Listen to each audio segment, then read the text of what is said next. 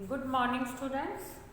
आज मैं आपको कक्षा 8वीं से संस्कृत का पाठ नंबर 15 यानी पंचदशः पाठः पाठ नंबर 15 जिसका शीर्षक है प्रहेलिका।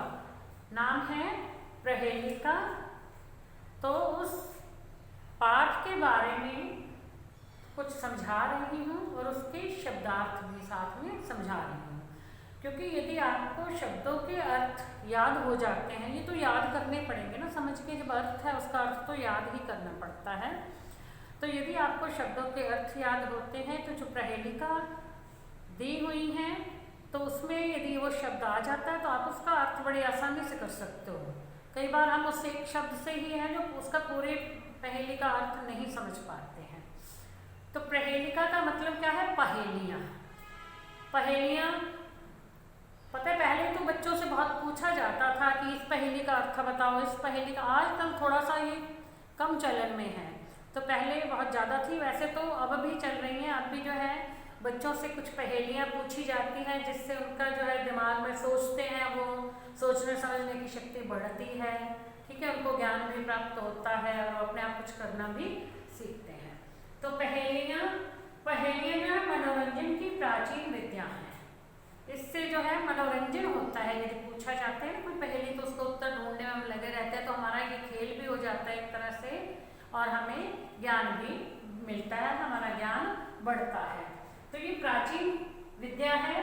ये प्राय विश्व के सभी भाषाओं में उपलब्ध है। मतलब हर भाषा में जो पहेलियाँ पूछी जाती है। पंजाबी में बहुत सी पहेलियाँ जो हैं बच्चे ज़्यादातर जो पंजाबी, आप जो है जब रात को सोते हो आपके पास दादी बैठी हैं, नानी हैं, तो वो या मम्मी हैं, वो आपसे कुछ पहेलियाँ पूछते रहते हैं। जो जिस भाषा का प्रयोग करते हैं उसी भाषा में वो पहेलियाँ पूछते हैं कि आप इसका उत्तर बताओ। तो आप जो है उसको उत्तर फिर जो सोचने लगते हो और बता भी देते हो ना। तो सभी भाषाओं में ये पहेलियाँ पाई जाती हैं। संस्कृत के कवियों ने इस परंपरा को अत्यंत समृद्ध किया है। यानी संस्कृत में बहुत सी पहेलियाँ हैं। तो ये परंपरा जो चली आ रही है, प्राचीन काल से चली आ रही है, तो अभी तक भी ये चल रही है। पहेलियाँ एक और तो हमें आनंद देती हैं, आनंदित करती हैं, खुशी देती हैं, और वहीं पे हमारी समझ की मानसिक बौद्धिक प्रक्रिया को भी तेज बनाती हैं। यानी हम अपने दिमाग से सोचते हैं जिससे हमारी बुद्धि बढ़ती है, सोचने समझने की शक्ति बढ़ती है, तो हमारी जो शक्ति वो तीव्र होती है। ठीक है, तो ये पहेलियाँ जो अभी भी अब इस बुक में दी गई हैं, आपके पाठ में पहेलियाँ हैं, तो मैं आपसे मतलब आपको जब समझाऊंगी तो आपसे पूछूंगी कि इस पहेली का क्या उत्तर हुआ, जब मैं उसकी हिंदी बताऊंगी। तो इसके शब्दार्थ हैं। यदि आपको शब्दार्थ याद होंगे, शब्दों के अर्थ याद होंगे तो आप आसानी से कर पाओगे ना। तो कुछ शब्दार्थ मैं आपको समझा रही हूँ। हंति, हंति मीन्स होता है मारता है। कातर, कातरः यानी कमजोर, जो बहुत ज्यादा कमजोर व्यक्ति होता है उसको संस्कृत में बोलते हैं कातर।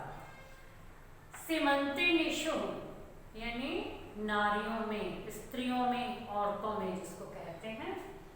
संजघान मारा, और अब आ जाता है कंस संजघान, तो कंस को मारा।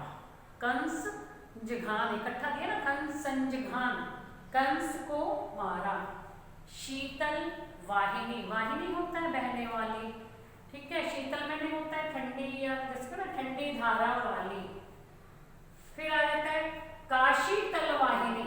अब यहाँ था शीतल वाहिनी, ठंडी धारा वाली, अब हम इसको पढ़ेंगे का शीतल वाहिनी, तो ये हम गलत पढ़ रहे हैं।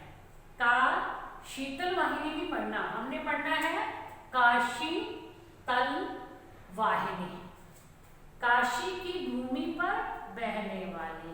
तो इसको अलग कैसे पढ़ेंगे? काशी तल वाहिनी। ठीक है, शीतल का शीतल वाहिनी ऐसा नहीं पढ़ना, इसको लिखा ही इकट्ठा ही हुआ है, संस्कृत का शब्द है ना इसलिए।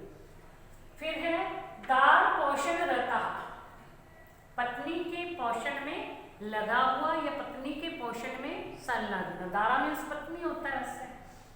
फिर आ जाता है केदार पोषण रता। केदार मैंने क्या होता है? केदार मैंने होता है खेत।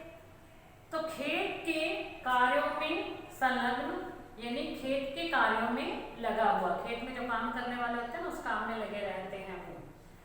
कंबल बंतम, जिसके पास कंबल हो यानी कंबल ओढ़े हुए।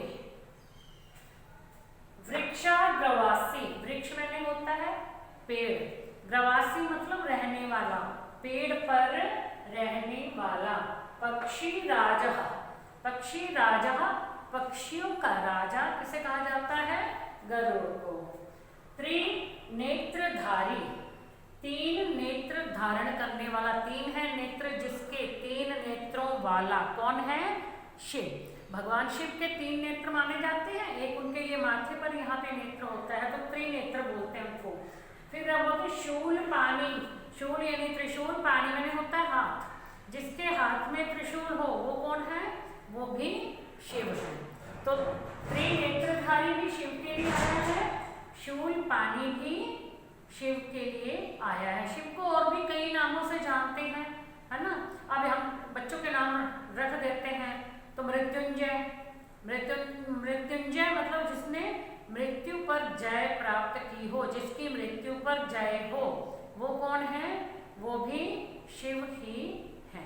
ठीक है। फिर आ जाता है त्वग, त्वग मैंने होता है छाल।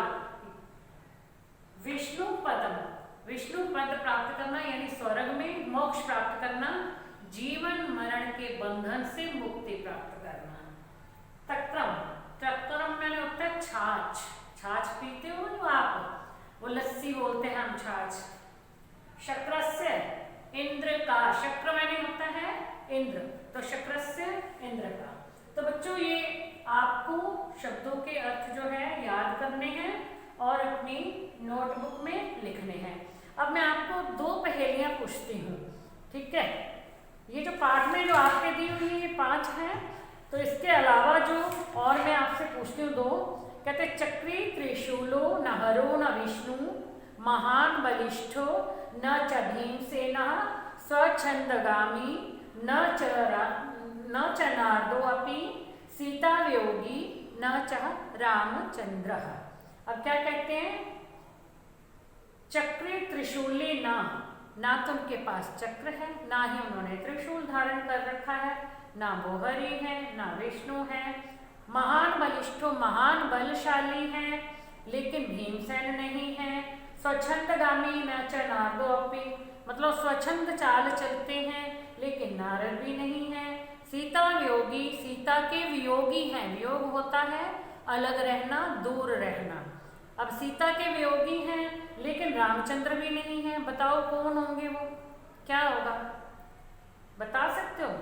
चक्र भी नहीं धारण किया हुआ, त्रिशूल भी नहीं धारण किया हुआ, ठीक है, ना हरि ना विष्णु है, ना हरि हैं यानी शिव हैं, बहुत बलशाली हैं, लेकिन भीम नहीं है, क्योंकि भीमसेन को बहुत बलशाली माना जाता है ना, पांडव पुत्र भीम तो सबसे बलशाली थे, इसीलिए तो दुर्योधन जो है उनसे ईर्ष्या भाव रखता था, क्योंकि वो बहुत ताकतवर था और खेलों खेलों में उन्हें बहुत परेशान करता था। तो वो बलशाली है लेकिन भीम भी नहीं है। स्वच्छंद गति से चलते रहते हैं, मौज मस्ती में चलते रहते हैं, लेकिन नारद नहीं है। सीता के वियोगी हैं पर रामचंद्र नहीं है, बताओ कौन है? तो बच्चों बता सकते हो? वो है बैल, बैल को कहा गया है ऐसा। बैल जो है वही जो है स्वच्छंद चलते रहते हैं, ठीक है। उन्होंने जो है उनके ऊपर वो चक्र भी होता है, त्रिशूल सा भी बना होता है, लेकिन वो ना तो विष्णु है ना तो वो शिव हैं। फिर क्या है, बलशाली भी होते हैं लेकिन भीमसेन भी नहीं है, ठीक है। वो मनमानी चाल भी चलते रहते हैं, है ना, चलते हुए उनको देखो कोई फर्क नहीं पड़ता कहाँ भी चल रहे हैं कहाँ नहीं चल रहे, ठीक है। तो समझ में आ गया ये। दूसरा है आपदो दूरगामी न साक्षो न च पंडित है। आपदो बिना पैरों के, पद मैंने होता है पैर, बिना पैरों के दूर तक जाता है, लेकिन ना तो साक्षर है यानी पढ़ा लिखा भी नहीं है और पंडित भी नहीं है, उसके पैर भी नहीं है फिर भी वो दूर तक जाता है, पढ़ा लिखा भी नहीं है पंडित भी नहीं है। आमुखा सफुट वक्ता च यो जानाति सा पंडित, और उसका मुख भी नहीं है फिर भी वो सब कुछ समझा देता है, ठीक है, फिर भी व्यक्ति सब समझ जाता है उससे। तो वो कहते हैं कि यो जानाति सा पंडित है, जो जानता है वह पंडित है यानी विद्वान है। अब आप बताओ क्या चीज़ है? मतलब भी नहीं है, पढ़ा लिखा भी नहीं है, पंडित भी नहीं है, फिर भी वो दूर तक जाकर के बिना मुख के सब कुछ समझा देता है। तो वो क्या चीज़ है? वो होते हैं पत्र या चिट्ठी, जो हम लिख के भेजते हैं तो दूर तक चली जाती है, हमारे मन के भाव, हमारी मन की बातें दूसरों तक पहुंच जाती हैं।